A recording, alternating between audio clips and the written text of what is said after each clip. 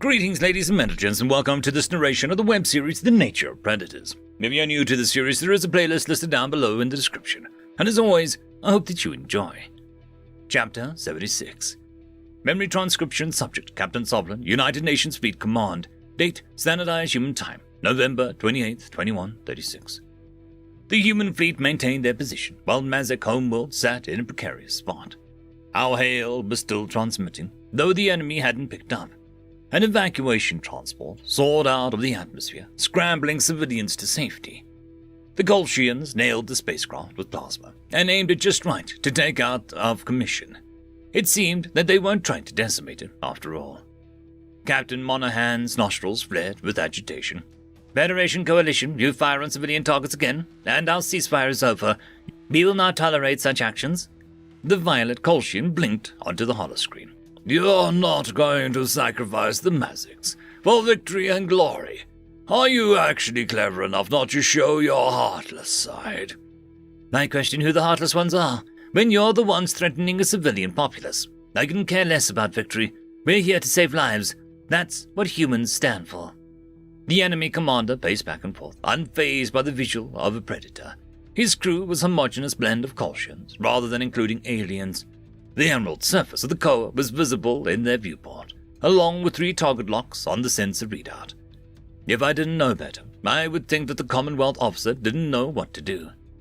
He waved a tentacle. Damn it. We never wanted to kill them. We wanted to kill you. The fight wasn't supposed to happen like this. Tell me something I haven't heard before, Samantha grumbled beside me. Tyler growled at her. Silence. Luckily, my guard's quip wasn't picked up on the call. One wrong word could end in catastrophe for all civilians. I was relieved to hear the Kolshians didn't want to initiate the bombing. At least there was some morality amongst their ranks, however low the bar was. The Terran captain looked at the incendiary statement in stride and curved her lips upward. Well, why don't you find us then? What is it that you want? Monahan demanded. The Kolshian's eyes bulged. We want you to stop gaining power, Predators. Like Conus is right. You show no restraint in your wars. Your aggression is the Crocattle's 100-fold. And your solution for the perception of untamed aggression of your own. I guarantee, if you bomb Koa, you're going to give more species reason to leave the Federation. You can't undo millions of deaths. That blood will be on your conscience wherever. Then back off. You won't. You're too proud. I can't do that. Especially given your history of changing species irreversibly. So, which city should I bomb first, Predator? I hear Tolino has a high industrial capacity. Shame it's a bustling civilian hub, too. The Predator captain had her hands behind her back, but I could see the nails digging into her palm. The indignation was something I shared, hearing her callous threats against the planet. It reminded me of the Arxal's disregard for civilians. The Kolshians might have studied hunters a bit too much. Bartering with lives was dishonorable. Monahan bared her teeth and slanted her eyebrows. That's your prerogative, but when humanity reaches Alpha, and we will, we'll glass the Kolshian city for every bomb you drop here. Blood for blood. Should we start with the School of the Flora, or do you have a substitute in mind? You! Shut up! If you surrender now, we'll treat you lot under the rules of warfare, as prisoners with fair treatment. Trust me. Because of those unrestrained wars you saw, you want us to apply the Geneva Conventions. It's going to be a bad day for you if we decide those no longer are applicable. I recalled my lawyer's explanation regarding the UN's prohibition of torture. I was curious what other crimes and devices the Earthlings banished in those agreements. It was a safe bet that the contraptions humans thought too depraved for use were beyond the realms of our nightmares. All predators were prone to unfathomable cruelty. That was why I had been able to torture Marcel with suspiciousness. Humans are capable of everything the Arxal have done. They choose not to, but nobody wants to see them go fully unhinged. Fear flashed in the Kolshian's commander's golden eyes. The intensity on Monahan's hungry gaze brought extra weight to her threat. It was like staring into a countenance of death. That unyielding skull was an assertion of dominance, whether done concisely or not. I found it difficult to shrug off her animosity, though it wasn't directed at me. I'd rather die than see any of my men surrender to you. As for Alpha, you wouldn't flaunt your cruelty while masquerading for the prey, the Kolshian hissed. Monahan bobbed with her shoulders. You're confused. Either we're aggressive predators that can't control ourselves, or we do show restraint. Pick one. Twisting my words, alien freak. I have no time for petty insults. What is an acceptable way to get you far, far away from the system? That's what we all want. The Commonwealth officer sported a stricken expression. Hatred sparkled in his eyes, and he stole a glance back at his bridge crew. No captain wanted to watch their subordinates die. I always felt responsible when my plans went awry and casualties ensued. Decisions traced back to the commander. The Colchians saw the underlings' faces, how much they longed to escape from the predators. The prospect of being hunted by humans terrified them. Terrans were too methodical to outwit. The Orcs could get sloppy due to their food aspirations, but the primates treated war like a mathematical equation. They sought the simplest solution to render the enemy dead. Let 1,500 of our ships leave and don't attempt to pursue them. A few hundred of us will stay behind, the enemy leader decided. You so much as scan us and I will order cover bombed, with the reminder. Monahan straightened. A smart decision. You don't want to lose so many ships with all the souls on board. The UN will allow you to flee. That's acceptable to my parameters. Onzo scoured the viewport as ship activity picked up around the planet. The Terran fleet opened avenues for the enemy departures and made no efforts to engage them. The more hostiles we cleared out of the area, the lower the maximum casualties were. This was a step in the right direction, as far as I was concerned. The Yodel shook his head. Should I prepare for pursuit? We can't just let those bastards leave. I'll wait for the captain's orders, but I imagine we'll honor our word. It sets a good precedent to be able to negotiate, Tyler answered. Carlos shot a glance at Sam. I know what you're thinking, but it would be nice to have options on the table. Maybe they'll even start letting us surrender, giving us sapient rights. The female human snorted. There, dream on. They like us better dead. Sometimes I think the Federation likes us better dead too, but the truth is, they don't care about us at all. Bonzo spat. Did you know that they offered to destroy our railroads and steamboats? My eyes narrowed at the uplift's distortion of events. The Federation weren't my favorite faction anymore, but clearing out obsolete technology was helpful. I didn't understand why the humans were giving him some pathetic looks. Disgust crossed Tyler's expression, and Carlos wrinkled his nose. I chewed my claws. Well, you don't need them anymore. You're stuck in the past, Onzo. No reason to keep relics around. Onzo curled his lips. That's what they said. They called it a celebration as they demolished our shipyards. Maybe we still like the things that we built. But the Federation tech is better. It's this about pride. Pride is not seeking your own identity. Feck you. Carlos swatted my neck. Erasing someone's culture and beliefs is a form of genocide. I'd think that you of all people would understand that, Sovereign. Tyler glared at me before storming off to comfort Onzo. The mention of my name was enough to make his blood boil. The wedge between us had been dealt with. My wrongdoing wasn't his fault, and it had never been my intent to disrupt his work. When the current crisis was resolved, I owed the tall human an apology. The fleeing Colchians had put some distance between themselves and Koa, whilst rushing to escape to FTL Disruptor's range. I imagined that they were looking over their shoulder for pursuing predators. None of them eased up on the accelerator, since being the herd straggler was a death sentence, but the humans resisted the urge to chase. They rarely succumbed to the hunter desires. Terrans can conduct themselves like normal people, despite their deficits. It never ceases to amaze me.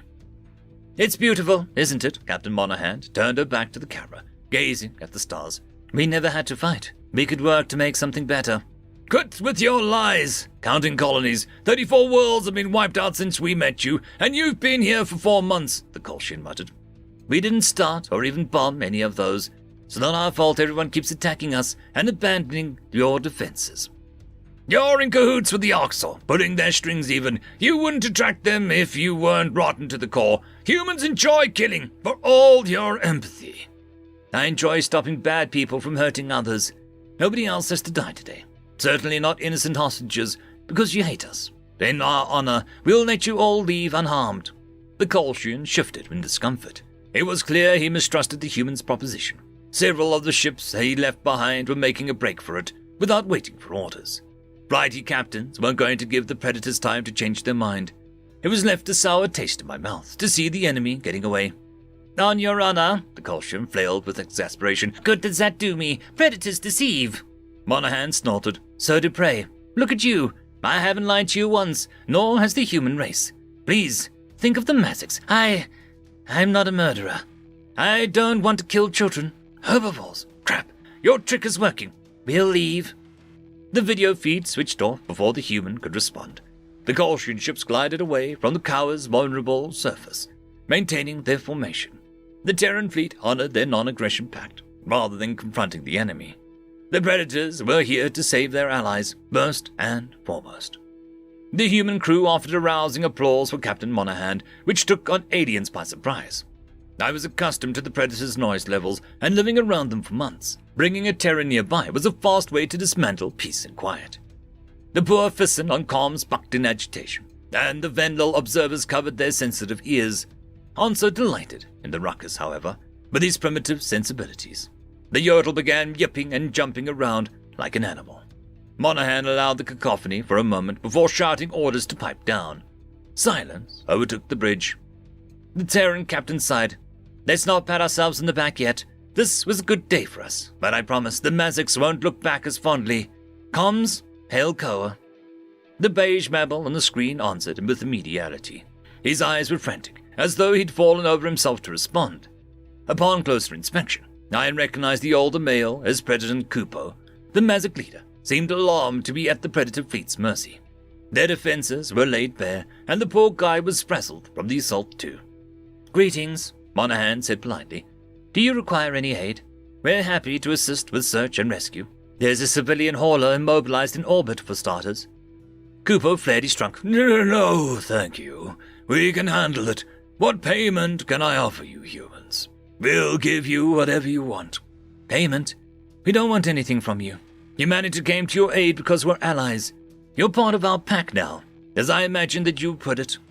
The Mazic was silent for a long time. Something resembling regret flickered in his gaze, though it was gone a second later. The leader composed himself and turned back to the camera. He appeared isolated in a vast bunker with only a single aide. I never trusted humanity. I wasn't willing to risk my people to help Earth, Kipper said, even with Solani's revelation. I only committed resources to your team because I saw the Federation was a sinking ship.